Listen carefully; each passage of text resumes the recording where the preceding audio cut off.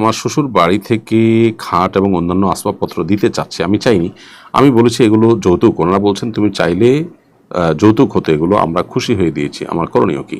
ভাই রাসেল আহমেদ, সাধারণত এই কালচার প্রতিষ্ঠিত হওয়ার ফলে আপনার শ্বশুর শাশুড়ি হয়তো সচ্ছল, অন্য বাবা মা এতটা সচ্ছল নন।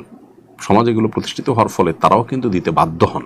এজন্য আপনি বিনয়ের সাথে এটা তাদেরকে বুঝিয়ে ফেরত দেওয়ার চেষ্টা করবেন।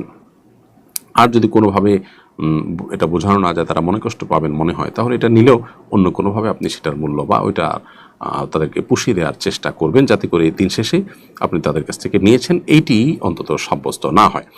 অনেক সময় বাবা মা নিজেরা অনেক বেশি সচ্ছল, তো সেই সূত্রে তারা যদি সচ্ছল হয়ে থাকেন তাহলে সেক্ষেত্রে তারা খুশি হয়ে দিলে এটা নাজায়েজ কিংবা সরাসরি হারাম হবে না। কিন্তু এই কালচার আমাদের সমাজ থেকে বিতাড়িত করা দরকার, না হলে অন্যরা সাফারার হবে, গরিব মানুষরা। সেই জায়গা থেকে আপনার এখানে শক্ত ভূমিকা থাকা উচিত।